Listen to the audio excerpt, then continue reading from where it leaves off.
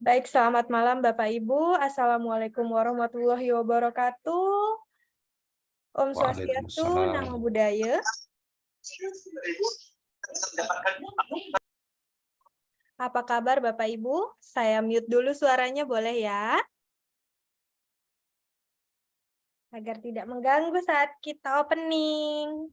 Baik, malam ini kita akan ditemani oleh Bapak Dr. Ramadanus CCNLP CHTCI, IACT USA.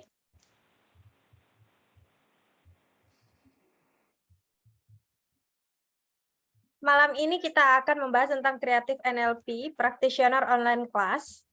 Untuk malam ini ada brosur yang sudah digital flyer yang sudah saya kirimkan ke grup semuanya.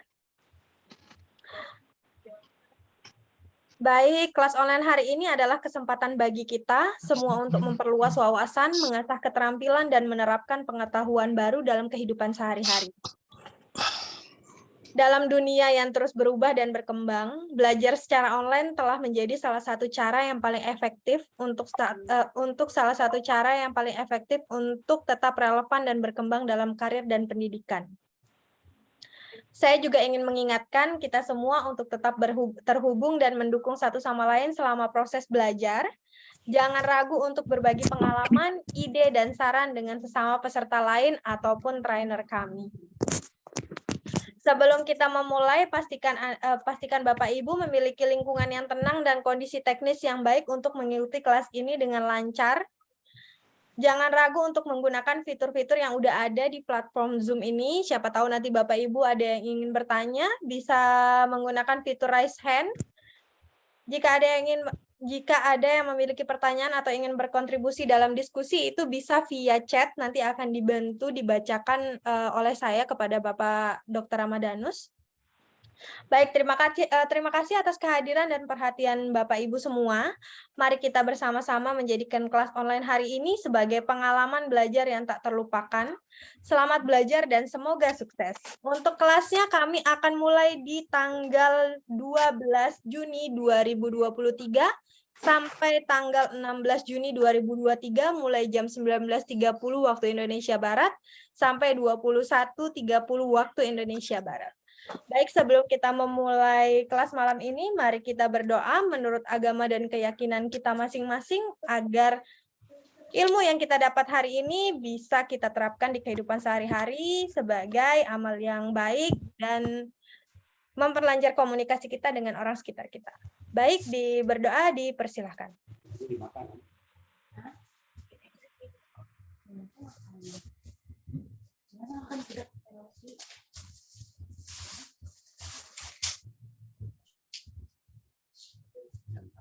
Baik, berdoa selesai. Silahkan Bapak Dr. Ramadanus.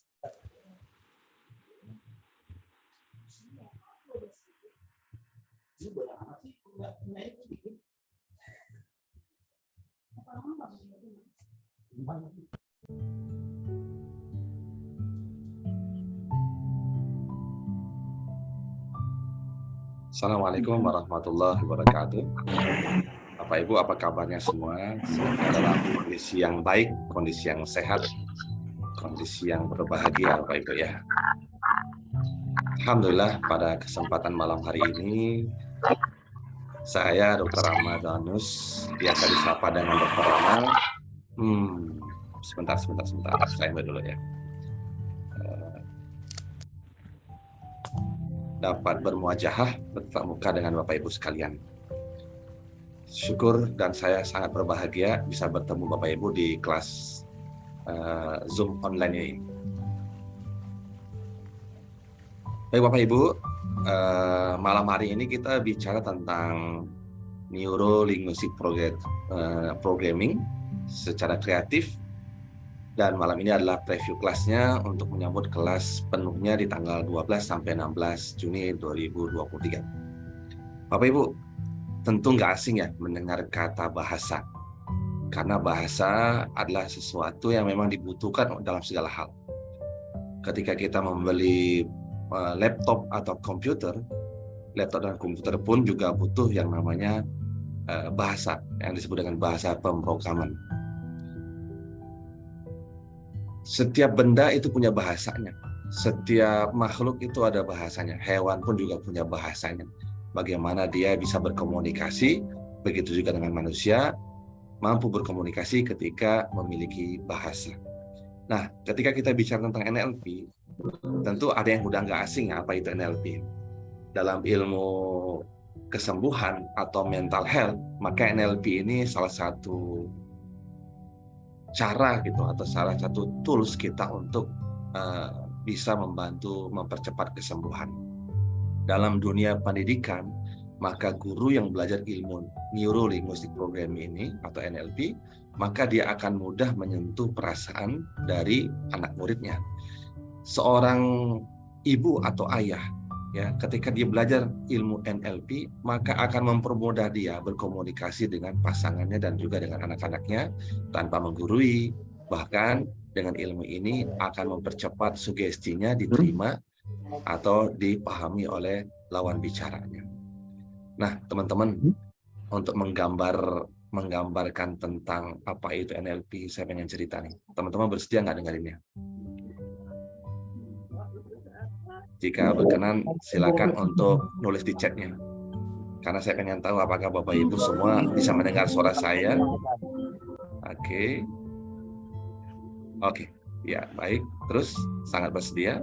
Bersedia? Oke. Ya. Nggak ada. Nggak ada kan, Mas? Oke. Jadi cerita begini Bapak Ibu. Jadi ada seorang anak bicara sama bapaknya. Ketika itu dia mendengar kata NLP. Ayah, aku pengen tahu NLP itu apa. Lalu kemudian ayah itu sambil tersenyum mengatakan, kalau pengen tahu apa itu NLP, coba kamu jumpain kakekmu. Tanya bagaimana kondisinya saat ini. Lalu sang anak pun menjumpai sang kakek. Ternyata kakeknya sedang meringis kesakitan karena dia punya berbagai jenis penyakit fisiknya sehingga badannya sering sakit-sakitan. Ketika sang anak bertanya, kakek apa yang kau rasakan hari ini? Sakit badanku semua, cu. Aku dalam kondisi nggak enak, nggak nyaman. Tubuhku seperti terserang sengatan lebah karena semua tubuh merasa sakit. Terlihat di situ wajah sang kakek meringis, kelihatan keningnya berkerut, dan kemudian sang anak itu kembali kepada ayahnya. Ayah, aku udah tanya ayah. Kakek ternyata dalam kondisi kesakitan dan wajahnya terlihat tidak nyaman dan suaranya bergetar hebat. Oke. Terus apa hubungan dengan NLP ayah? Nah, sekarang kamu balik bertanya kepada kakek lagi. Kamu datang kepadanya dan tanya, bagaimana perasaan dia ketika cucu pertamanya itu kamu lahir ke dunia. Lalu sang anak itu kembali kepada kakeknya. Kek, aku mau balik bertanya, kek, apa cucuku? Ketika cucumu yang pertama lahir ke dunia, apa yang kau rasakan? Saat itu, si kakek yang sedang meringis tiba-tiba wajahnya tersenyum. Seakan-akan dia tidak lagi merasakan sakitnya. Di saat itu dia mulai cerita. Cu, engkau adalah cucuku yang pertama lahir. Kami, antara aku dan nenekmu ini, telah lama menanti kelahiranmu. Begitu bahagianya ketika engkau lahir. Cucu pertama, itu hal yang paling kami dambakan. Dulu kami pikir ayahmu itu tidak bakalan bisa memberikan cucu buat kami. Ternyata Tuhan ngasih kesempatan itu. Betapa bahagia diriku. Apa yang kakek rasakan saat ini? Wah, luar biasa gembiranya, bahagianya untuk itu. Makasih kek. Nah, anak itu kembali kepada ayahnya. Lalu ayah sama tersenyum, apa yang kau dapat dari kakekmu? Kok beda ya ketika aku bertanya kepada kakek apa yang dia rasakan ketika mengingat kelahiranku? Ternyata dia seperti tidak merasa kesakitan. Dia merasa sehat. Wajahnya terlihat gembira. Nah, itulah NLP anakku. NLP itu bisa membolak-balikkan perasaan dengan hanya memutar ulang pengalaman yang pernah dirasakan di masa lalu. Dan setiap manusia itu memiliki daya ingat, memori, dan memori itu menyimpan rasa. Setiap memori ada rasanya. ketika kita bisa memanggil ulang dengan kata-kata yang pintar bertanya, maka seorang yang awalnya punya pengalaman di saat itu sehingga dirinya seakan-akan punya kondisi buruk, bisa kita ubah menjadi lebih baik ketika pengalaman-pengalaman yang baik itu dipanggil ulang. Nah, teman-teman, dari cerita ini bisa menggambarkan nggak kira-kira ya apa itu NLP? Kalau bisa silakan di chat di layar chat. Apa yang bisa Anda pelajari dari cerita barusan? Silakan Bapak Ibu dituliskan di layar chat.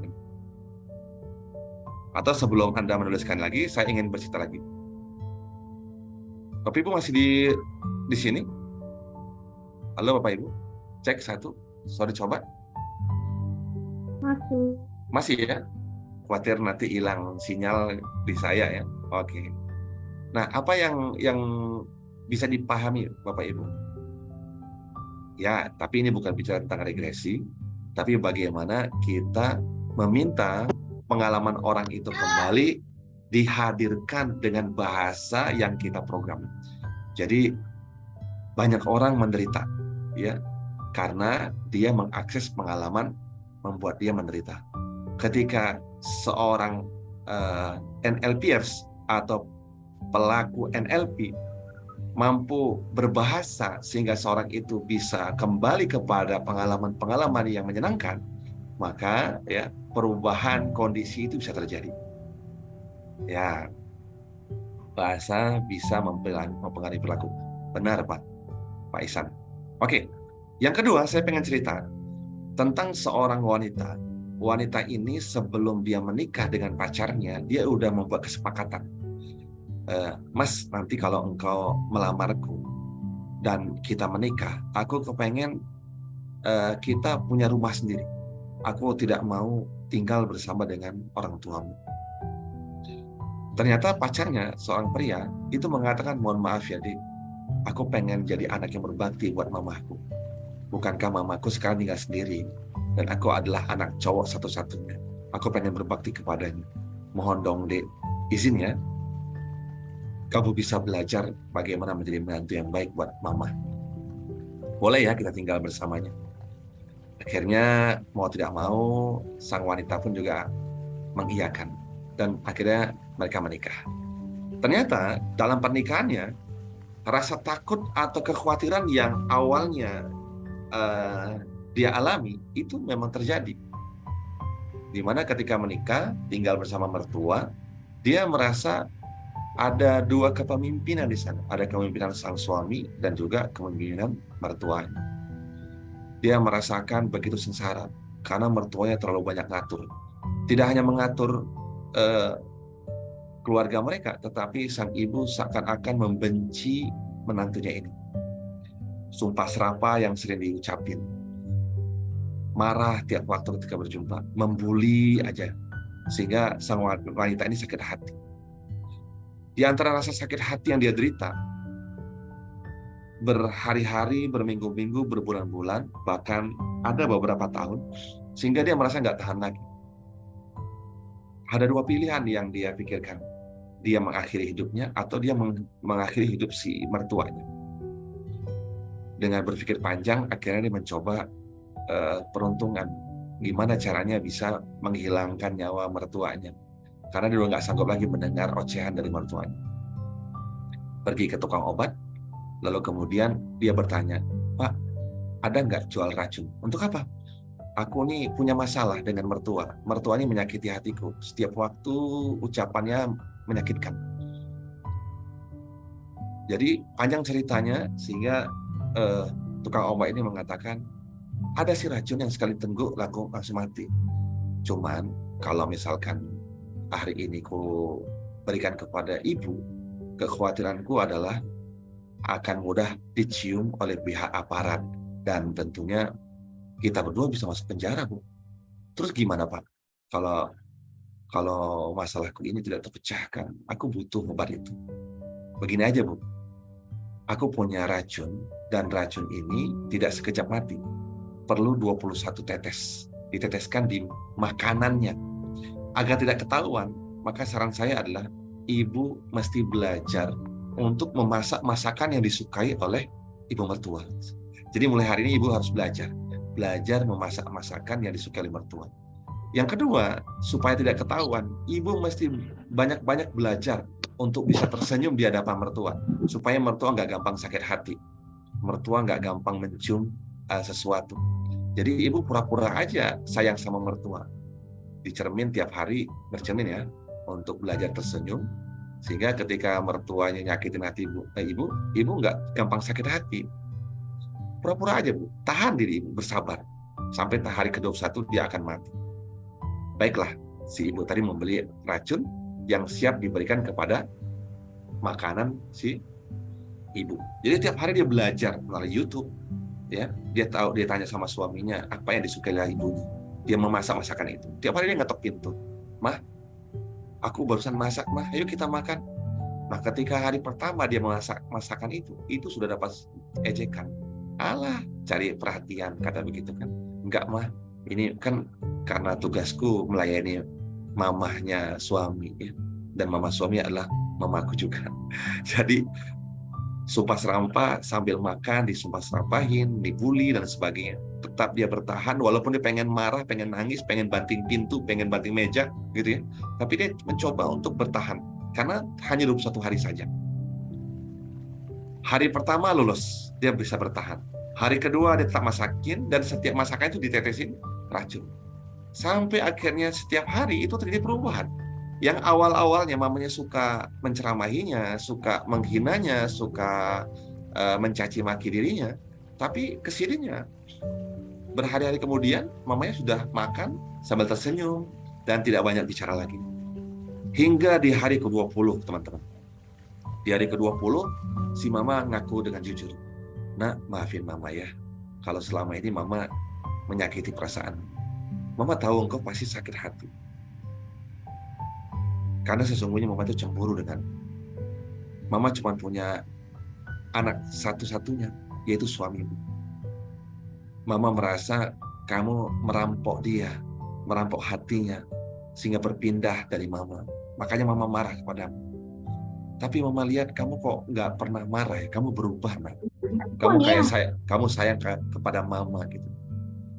Jadi mama beruntung punya menantu, sehingga tidak hanya punya anak yaitu suamimu, tapi juga punya anak menantu seperti ini. Makasih anak ya, kamu memahami mama sehingga nggak marah kalau mama itu menyinggung perasaan. Tahu nggak teman-teman, si wanita tadi yang hendak membunuh si ibu tadi pengen numpahin air mata ketika mendapati pengakuan jujur dari mamanya. Nggak nyangka teman-teman. Ternyata kepura-puraan itu mampu memberikan pengaruh berarti kepada mertua yang paling dia benci. Bahkan yang awal dia membenci, hendak dia bunuh. Tapi kesininya malah dia merasa kasihan dan timbul rasa sayang kepada mamanya. Padahal besok tuh bakal mati, tinggal 1 tetes lagi. Sehingga akhirnya si wanita tadi, selesai dia membereskan masakannya, makanannya, dia kemudian kembali kepada tukang obat tadi. Apa yang dia lakukan? Dia berkata, Pak, boleh nggak aku minta penawarnya? Untuk apa, Bu? Kayaknya aku nggak jadi membunuh ibuku. Kenapa? Kok bisa berubah ya? Aduh, Pak, besok udah hingga akhir, aku nggak mau kehilangan dia. Karena kalau saya baru sadar, ternyata dia terlalu mencintai anak. Udah itu aku diem aja dulu. Ini maaf, saya mute dulu ya, Bu Rio ya. Udah aku suruh diem aja. Ya udah. Gitu Pak Ibu ya. Nah, si tukang obat ini sambil tertawa, dia berkata, mohon maaf Ibu ya, yang ku beri kemarin itu bukan racun, tetapi itu adalah vitamin. Racun itu ada di hatimu. Engkau diracuni oleh hatimu sendiri. Dan begitu Pak, iya. Kenapa bisa berubah teman-teman? Yang awalnya si wanita tadi ingin membunuh mertuanya, tapi bisa berubah. Dan mengapa mertuanya yang awalnya seakan-akan membenci si menantu ini, tapi ya, mengapa bisa berubah? Kira-kira Bapak Ibu pengen nggak ngasih sesuatu di layar chat? Penjual racun yang hebat. Waduh, dia mengatakan meracun kebaikan. Ya. Pelajaran apa Bapak Ibu yang diajarkan oleh tukang obat tadi? Walaupun tidak secara langsung Bapak Ibu, tapi tema cerita barusan ini itu menggambarkan tentang ilmu NLP. Kira-kira pelajaran apa Bapak Ibu dari cerita tadi?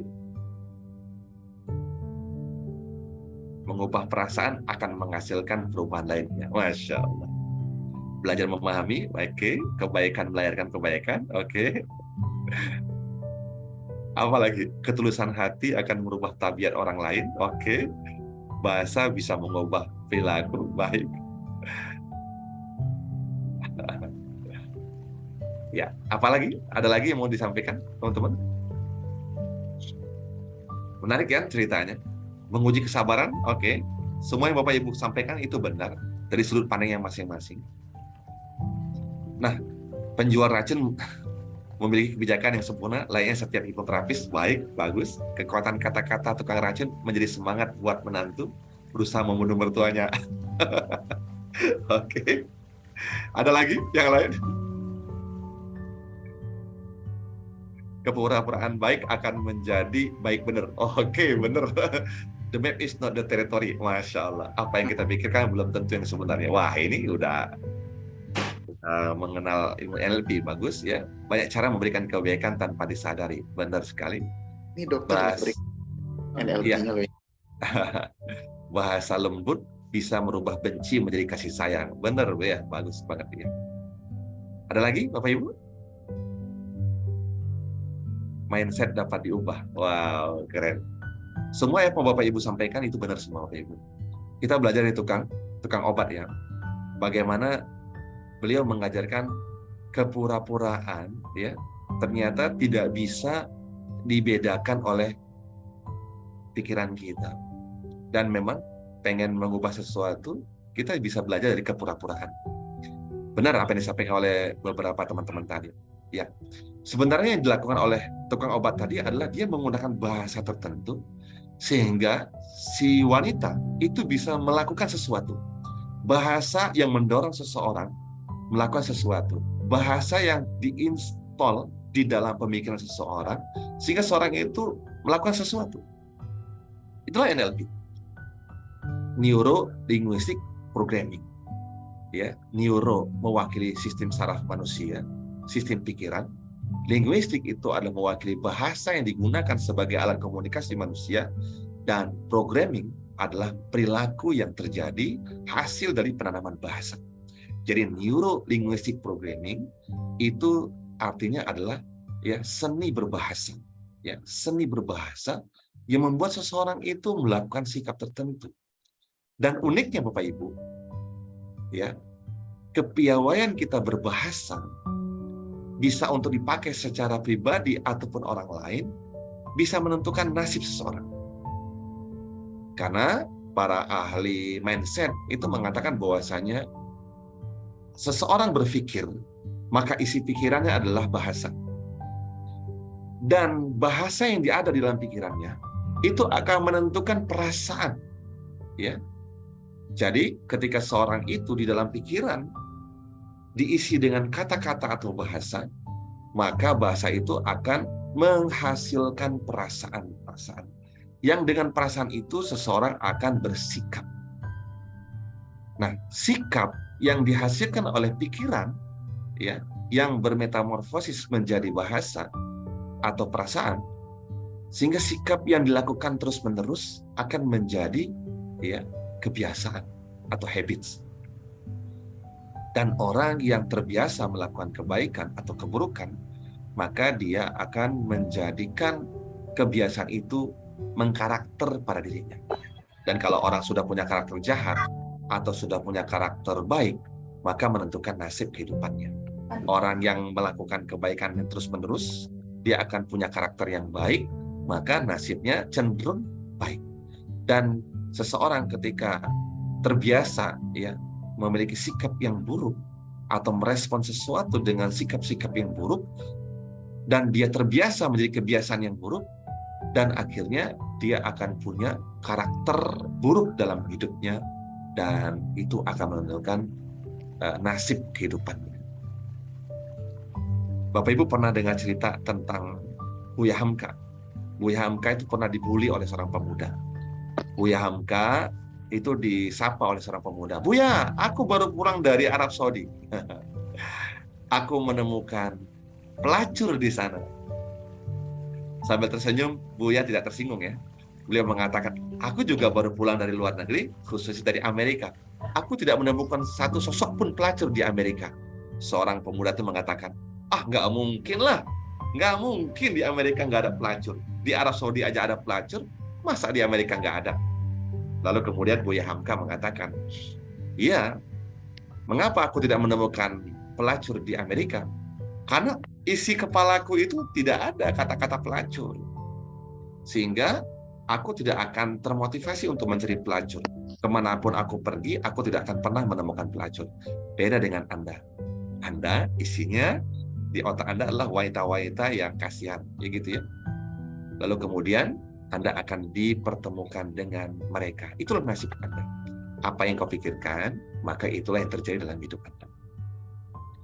Makanya teman-teman, ya, ilmu NLP ini saya bisa bahasakan adalah sebagai ilmu dasar kita berkomunikasi dengan efektif. Sehingga seseorang itu bisa termotivasi melakukan sesuatu, Bapak Ibu.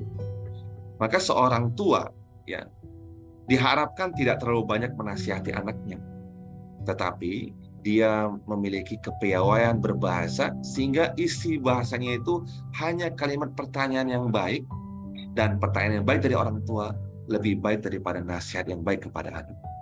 Saya pengen cerita seperti Stephen Covey, Bapak Ibu. Anak gadisnya itu pernah cerita, ya. Anak gadis itu pernah cerita. Ceritanya apa? "Aku kangen rumah." Sehingga mahasiswa yang lain bertanya, "Apa yang kau kangenkan dari rumah?" "Ayahku." Beliau bernama Stephen Covey.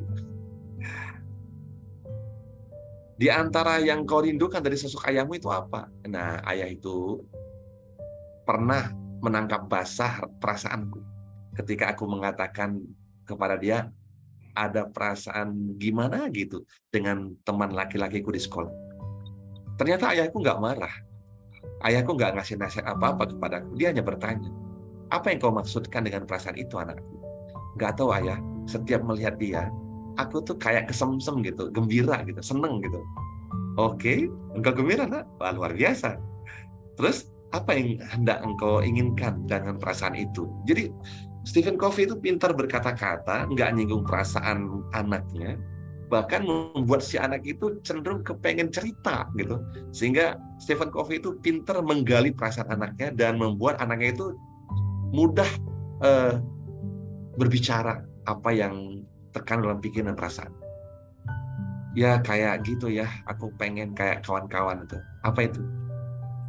"Dia pernah mengatakan perasaan suka sama aku dan pengen jadian sama aku." "Oh, jadian ya? Maksud kamu apa dengan jadian itu?" "Pacaran, ayah." "Oh ya, oke, pacaran. Menurut kamu pacaran itu bagus?" "Mungkin, ayah." "Oke, teman-teman kamu di sekolah ada yang seperti itu?" "Banyak, ayah." "Menurut kamu prestasinya baik apa enggak?" Iya ya, kok aku nggak mikir ke sana.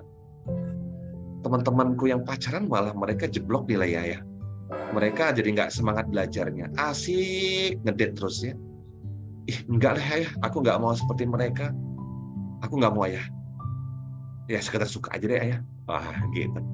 Jadi Stephen Covey menggunakan bahasa NLP, ya, membuat anaknya itu tidak tersinggung. Biasa kan kita banyak atau di antara orang tua di rumah yang awalnya anak itu senang bercerita, akhirnya tergap. Anak itu tidak mau cerita lagi. Anak itu tidak mau lagi terbuka sama orang tua. Kenapa? Karena orang tua cenderung menggunakan bahasa-bahasa yang malah menyinggung perasaan orang lain. Nah, di NLP kita belajar berbahasa. Sehingga bahasa itu akan membuat komunikasi kita lebih efektif. Bahkan berbahasa dengan efisien. Ya, itu bagi orang tua. Dan seorang dokter, seorang paramedik, ya, seorang people helper, ketika mereka mengenal ilmu NLP ini, mereka bisa bercakap-cakap dengan pasiennya dan pasien itu bisa sembuh, tidak perlu menggunakan obat. Dan dokter pun ya yang biasa meresep obat pun ketika obat itu sampai ya kepada pasiennya dengan ilmu NLP, maka pasien lebih cepat sembuh dibandingkan dengan dokter yang tidak berkata-kata dengan ilmu NLP. Nah, gitu teman. Jadi NLP ini perlu kita pelajari sama-sama, Bapak Ibu. Nah, dari beberapa cerita yang saya sampaikan ya. Ya, sekarang Bapak Ibu, saya pengen ngobrol-ngobrol sama Bapak Ibu ya. Siapa nih yang pengen menyampaikan sesuatu? Ya, mungkin dalam bentuk pertanyaan atau dalam bentuk cerita atau komentar ya. Saya berikan kesempatan Bapak Ibu. Oke, dalam teori sampai di sini aja teorinya ya. Kita akan belajar nanti di kelas kreatif NLP Practitioner di tanggal 12 sampai tanggal 16. Ya. Kalau boleh jujur Bapak Ibu, apa yang Bapak Ibu rasakan dari awal saya bercerita sampai selesai ya? Apa yang Bapak Ibu rasakan? Boleh dinyalakan mic-nya Bapak Ibu? Oke. Nah, ini menurut teori dokter, bisa nggak bisnis tanpa modal? Wah, apakah NLP efektif membongkar mind block? Oke, bagus sekali. Ya, bagus ya pertanyaan Bapak Ibu. Nah, saya akan jawab dulu pertanyaan Mas Yogi Andrean. Apakah berbisnis itu bisa nggak tanpa modal? Saya katakan tidak bisa. Karena setiap hal perlu modal, Bapak Ibu. Nah, disinilah bedanya. Mungkin mereka sebagai orang yang bukan NLPers itu akan menyangka setiap bisnis modalnya adalah uang. Nah, Bapak Ibu, modal berbisnis tidak hanya uang. Sebagai praktisi NLP, ya, maka dia punya modal yang paling penting dari sekadar punya uang, yaitu kemampuan berbahasa. Ya, ketika seorang itu punya modal berbahasa yang baik, maka dia bisa jualan dengan baik, gitu ya. Jadi kemampuan bahasa itu juga kemampuan yang paling mendukung dalam berbisnis, Bapak Ibu. Maka saya katakan tidak mungkin tidak punya modal. Setiap orang itu pasti punya modal yang kita sebut dengan sumber daya. Gimana Pak Effendi? Gitu ya untuk menjawab Mas Yogi ya. Terus siapa lagi yang nanya nih? Ada Pak Yosafat, Pak Rama. Pak Yosafat, apa yang pertanyaan Mbak Adel? Terima kasih Master. Ya silakan Pak Yosafat. Ya, Master, terima kasih banyak ke sharing. Ya. Ilmunya luar biasa tadi. Saya ingin mendalami seberapa kuat seseorang bisa menahan godaan. Bisa dibesarkan suaranya Pak? Oke, mungkin perlu pakai headset. Semoga suara saya bisa kedengaran sekarang. Nah, ini lebih jelas. Ya. Baik. Terima kasih banyak tadi informasinya sangat. Ya. Yang saya ingin perdalam lagi itu soal seberapa kuat atau jika seseorang sudah mulai masuk ke sudah mengarahkan dengan kasih sayang, tapi dalam situasi emosional tertentu bisa saja dia kemudian keluar dari zona yang sudah dia bawa tadi. Katakanlah kita kurang sabar. Kita kurang sabar untuk menuntun pertanyaan atau membimbing. Saya bekerja di kantor dan menghadapi banyak sekali klien yang ketika ditanya ngeyel, kemudian tidak bisa diajak ke kompromi dan segala macam, sehingga muncul keaslian kita untuk tidak bisa membendung rasa emosi dan segala macam. Ya. Demikian juga di bagaimana cara mendidik anak secara baik, sehingga kita bisa lebih tabah, lebih fokus, seperti yang disampaikan Master. Masya Allah. Terima kasih Pak Master. Terima kasih Pak Yosafat. Ya, seberapa kuat, seberapa hebatnya ketika seorang itu memiliki ilmu NLP sehingga bisa berkomunikasi, mengubah orang lain. Gitu maksud Pak Surya Safat ya? Gitu ya? Intinya begitu ya? Betul, betul. Ya, ya. Saya katakan bahwasanya NLP ini salah satu ilmu, salah satu tools ya, yang bisa membantu kita berkomunikasi dengan baik dengan klien kita, termasuk anak atau kepada pasien atau mungkin dengan karyawan atau teman sejawat dan sebagainya. Di saat kita sedang berkomunikasi, kita akan ketemu dengan bahasa mental block. Orang itu akan susah berubah karena ada mental block-nya gitu ya.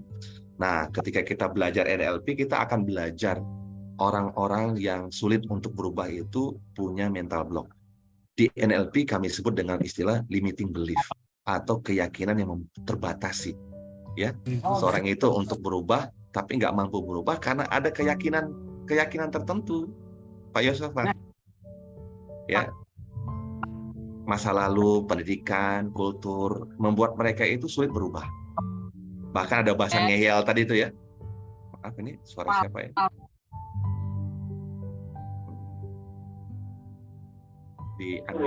Di mute dulu teman-teman. Ya. Ya, oke.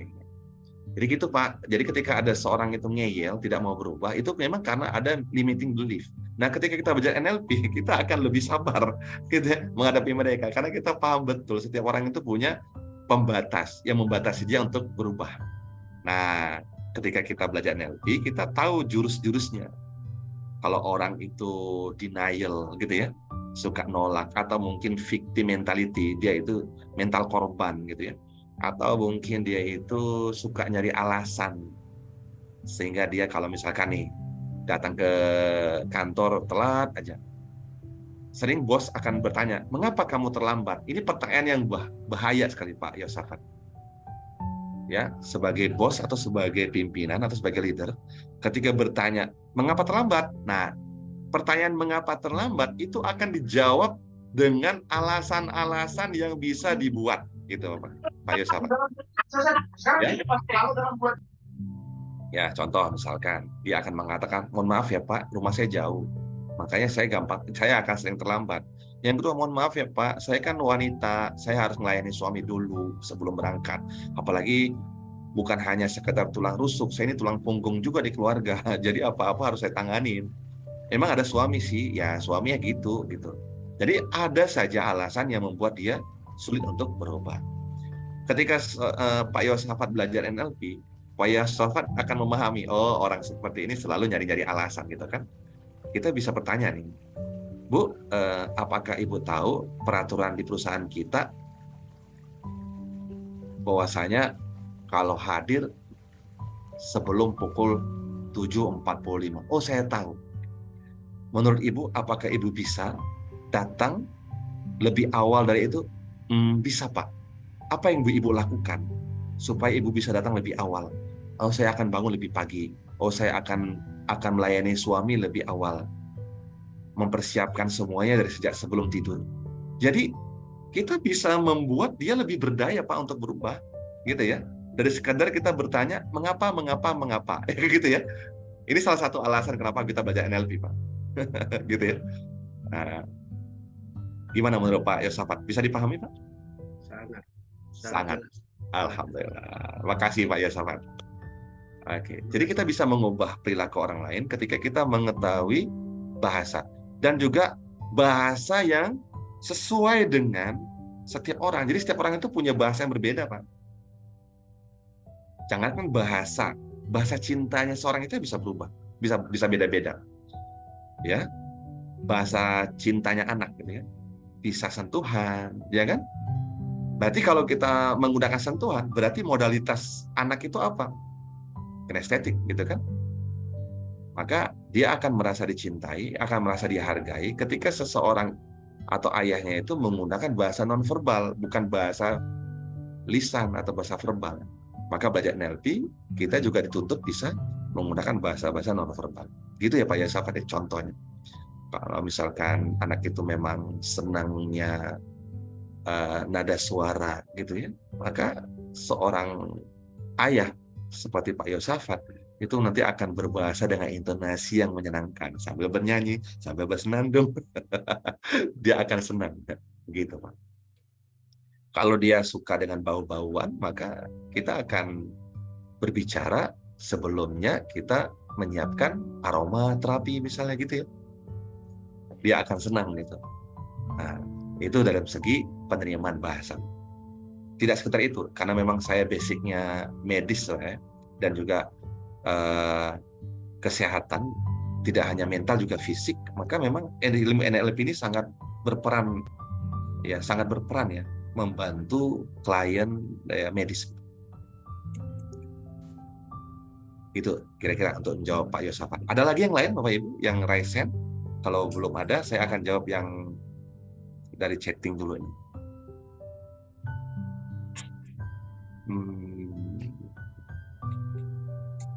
Ada Bapak Ibu yang mau bertanya?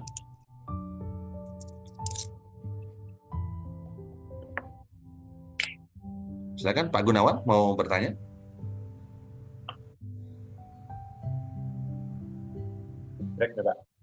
Belum Bang. Belum Pak, belum. Oh, belum, karena sudah aktif nih audionya. Oke. Pertanyaan yang di chat Pak Dokter? Ya, saya nggak bisa ngelihat semua ini di layar chat nih. Saya bantu bacakan ya Pak. Ya, baik. Kenapa dari Ibu Isna Ningsih? Kenapa saya kurang mampu merangkai kata-kata singkat dan jelas, selalu terbata-bata? Oh ya. Boleh jadi karena tidak terbiasa berkata-kata, ya. Boleh jadi selama program asah asi asuh di keluarga, bahasa yang terinstall adalah bahasa ketakutan, bahasa yang menakut-nakuti, gitu ya, atau yang sering dikejut-kejutin sama orang rumah, gitu ya, baik orang tua ataupun keluarga, atau sering disalah-salahin ketika berkata-kata, sehingga akhirnya setiap berkata itu terbata-bata. Nah, dengan kita belajar NLP, Bu, ya, maka kita akan bisa belajar untuk mengubah yang sebelumnya terbata-bata sehingga kita bisa merangkai kata-kata dengan baik. Ya. Hanya butuh yang namanya repetisi, ya. Sesuatu yang kita ulang-ulang, lalu 10.000 jam kita aktif mengulang-ulangnya, maka kita akan jadi masternya. Makanya Ibu yang belum terbiasa berkata-kata yang positif, berkata-kata yang lancar, perlu berlatih berulang-ulang menggunakan bahasa atau kata-kata yang itu saja, tapi kata-kata itu sangat powerful. Contoh ya, kata-kata yang powerful. Saya biasa membawa materi ini di Kreatif EFT ya, karena memang penemu EFT itu memang master NLP, yaitu Gary Craig. Coba Bapak Ibu semua gerak jari jempol sama tunjuk tuh digesek-gesek gini. Oke, digesek-gesek semuanya Bapak Ibu. Oke. Nah, sekarang kita coba merangkai kata negatif Bapak Ibu. Saya pemarah. Saya gampang kesel, saya gampang kecewa, saya tuh gampang putus asa. Makin lama Bapak Ibu, apa yang dirasakan dengan digesek-gesek tangan menggunakan kata-kata tadi? Makin keset, makin kasar, atau makin halus? Nah, coba kita ubah kalimatnya. Sekarang tidak lagi ya, saya itu bersyukur banget hari ini bisa berjumpa dengan Dokter Rama. Yang awalnya suka marah, sekarang tidak marah lagi, makin bersyukur, dapat ilmunya, makin sabar, sehingga saya senang nih hari ini. Saya sukses dan saya bahagia. Sekarang, setelah kita ganti dengan bahasa positif, apa yang terjadi? Apakah makin halus kedua jari ini atau makin kasar? Gimana Pak Yosafat? Makin halus atau makin kasar? Ketika kita ubah dari bahasa yang makin halus, kalau kata Bunda Halmiah ya, yes, makin halus. Nah, ternyata kata-kata itu punya makna, kata-kata punya power, kata-kata punya energi. Maka di NLP dengan EFT, NLP di hipnoterapi, NLP dengan komunikasi, itu sangat berperan penting, ya. Kata-kata yang positif makin halus, kata-kata negatif malah jadi kasar. Nah, dalam penelitian Bapak Ibu, mereka yang cepat mati biasanya yang paling kasar kalau bicara. paling tinggi nada suaranya, gitu ya. Artinya yang jerit-jerit gitu. Tapi mereka yang lebih panjang usianya, wajahnya lebih awet muda, tubuhnya lebih sehat, itu biasanya apa? Biasanya mereka lebih santai bicaranya, kata-katanya sangat positif. Gitu. Itu ya kira-kira Bu Yuningsih ya. Nah, selanjutnya pertanyaan berikutnya. Ada lagi nih Pak. Ya, apa itu? Dari Siap. Bu Nurul Husna. Ah, Bagaimana menyembuhkan fisik dengan NLP, Dok? Bagaimana penyembuhannya mesti ikut kelasnya nih, Mbak Adel. Kalau dibongkar hari ini, ya ini terlalu gimana gitu ya. Biar sebenarnya dijawab nih sama dokter nih, biar makin penasaran. Sebenarnya ketika mengetahui yang tadi makin halus, makin kasar, itu sudah saya sampaikan bahwasanya berkata-kata yang positif ternyata menyembuhkan, membuat recovery tubuh lebih cepat dibandingkan dengan kata-kata yang negatif. Makanya banyak dokter nggak ngasih jawaban yang sebenarnya dengan diagnosa, gitu ya. Karena dikhawatirkan ketika seorang itu mendengar diagnosa menjadi putus asa dan itu membuat dia semakin parah. Iya, nggak cocok dengan waktu. Nggak apa-apa Pak, bisa diulang rekamannya, ya kan? Dengan membayar Bapak Ibu, ya. Kalau Bapak Ibu nggak bisa ikut di hari itu, bisa mengulang karena ada rekamannya. Karena jarang-jarang saya ngisi NLP. Dok, ada yang tanya nih. Ya, silakan. Bu Indah Arifianti. Gimana, Bu Basicnya Indah? apa harus dari kedokteran? Oh, enggak. Jawabannya enggak. Enggak harus. Karena saya aja yang dari kedokteran. NLP ini malah penemunya bukan dokter. Ya. Jadi besok saya akan kenalkan siapa tokoh yang menemukan teknik ini. Dan memang sih, mereka juga memodel dokter ahli psikiatri, ya, yaitu Milton Hyland Erickson, bapak hipnoterapis modern. Ya. Jadi salah satu ilmu NLP ini memodel salah satu dokter sebagai ahli, ya, hipnoterapis modern. Banyak yang dimodel seperti Virginia Satir, seorang pakar family therapy. Dia bukan juga dokter. Ya, dia psikolog, ya. Psikolog klinis, dan itu dimodel oleh 2 orang. Bahkan penemunya itu ahli programming komputer 1. Ya. Jadi tidak ada basic kedokterannya. Jadi belajar NLP tidak mesti basicnya paramedik ataupun mental health. Gitu ya, Bu Indah ya. Aman ya. Jadi nggak mesti harus dokter belajar ini. Semua orang bisa belajar ini dan jadi powerful gitu. Itu Mbak Adel. Ada lagi?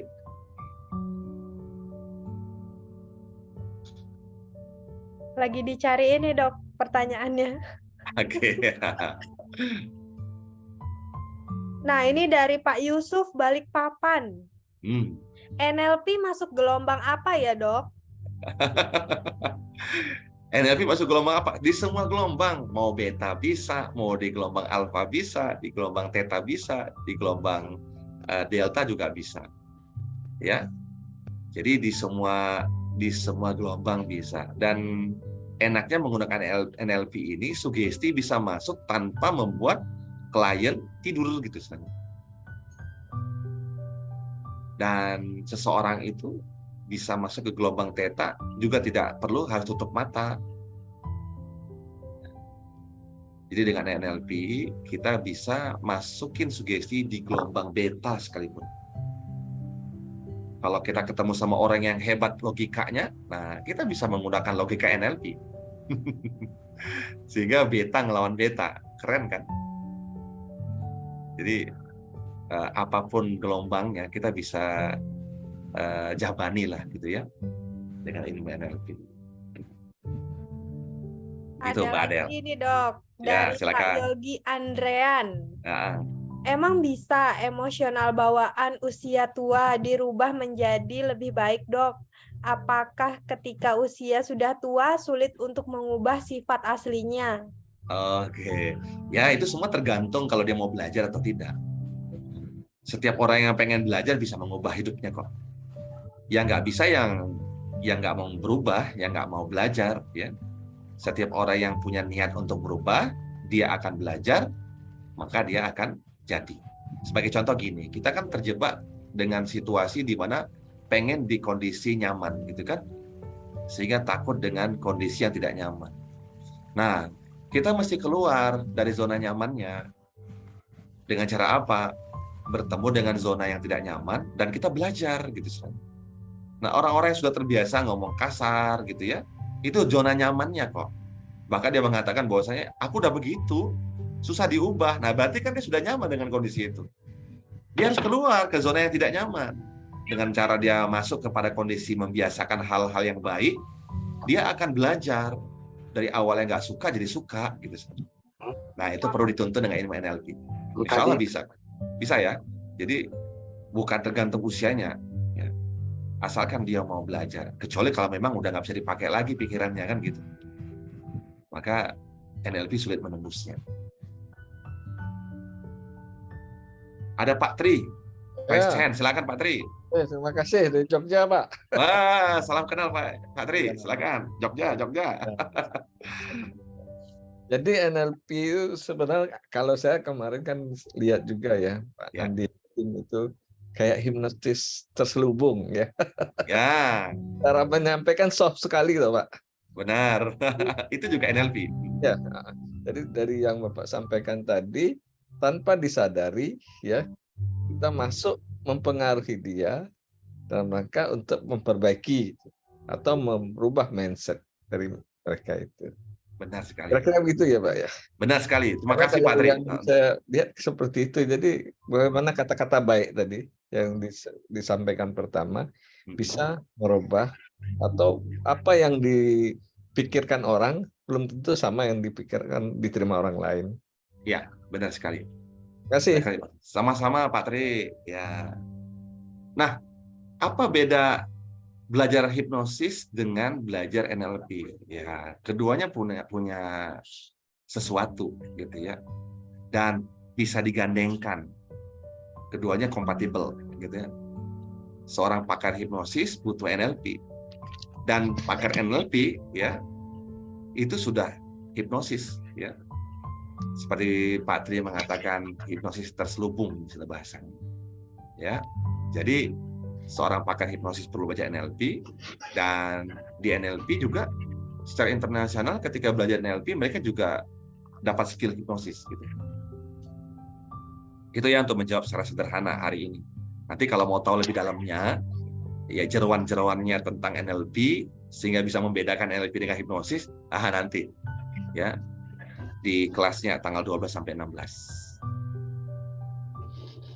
Ketika kita belajar hipnosis di level 2, kita akan belajar namanya building rapport, ya. Bagaimana sebelum kita menghipnotis orang, kita juga harus satu frekuensi antara mereka dengan kita, menyambung rasa, menyambung komunikasi hangat kepada mereka, dan itu butuh NLP banget, gitu ya.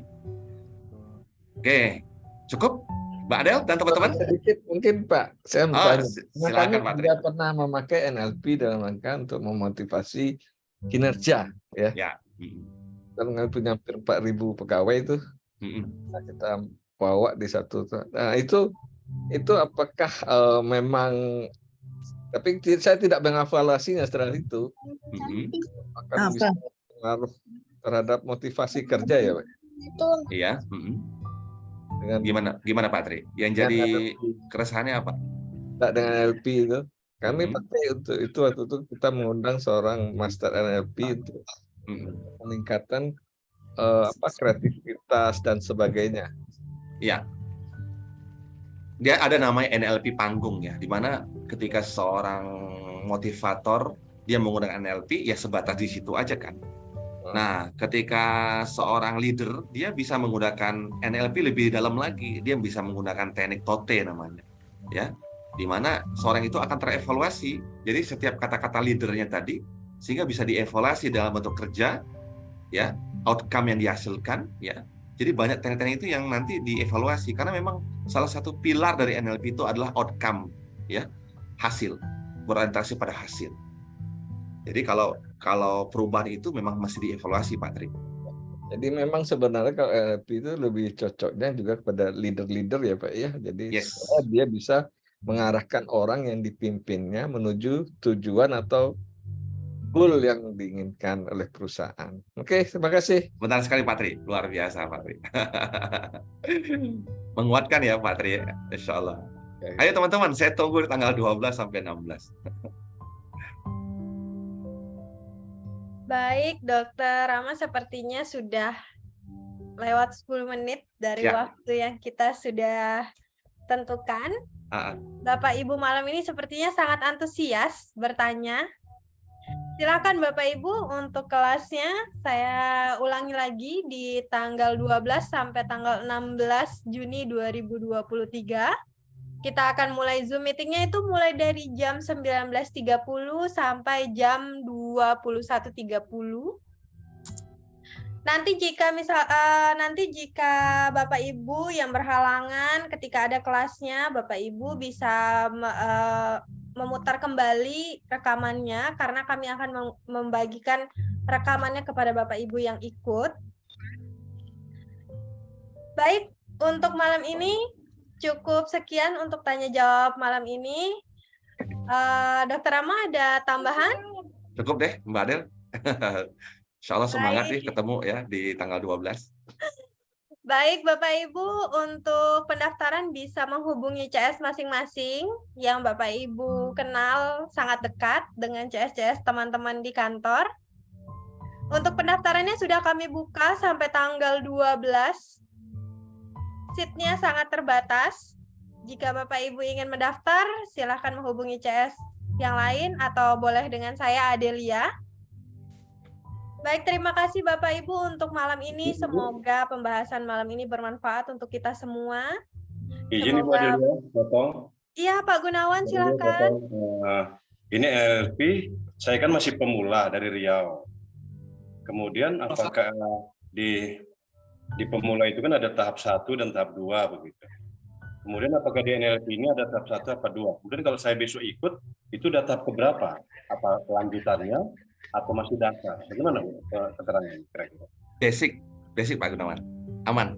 Ikut besok yang masih basic. Besok pemula pun bisa gitu Pak? Yes. Benar kali. Ya makasih Pak atas ininya. Informasinya. Ya. Sama-sama Pak Gun. Sampai jumpa ya Pak Gun ya di kelas ya. Baik Pak Gunawan, nanti bisa menghubungi CS-nya untuk mendaftar.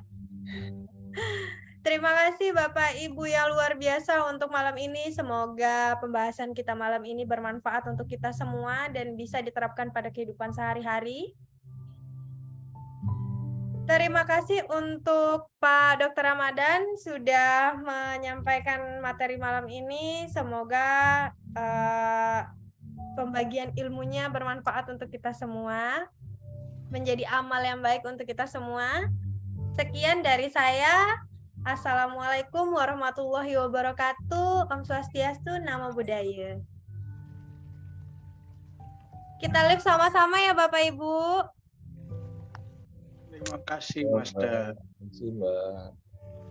Sama-sama Bapak Ibu. Sampai jumpa. Terima kasih, Dokter. Sampai jumpa.